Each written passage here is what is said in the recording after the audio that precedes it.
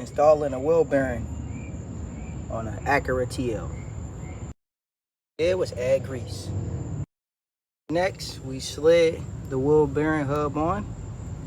We will add the nut back. We will tighten the nut. We'll add the rotor back. The rotor is back on.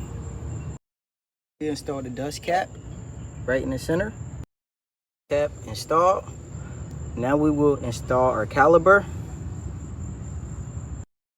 Slides right in. We have to add the bolts. Go like this and it slides right in. Millimeter bolt, and tightening it. There's one at the bottom and there's one at the top that need tightened right there.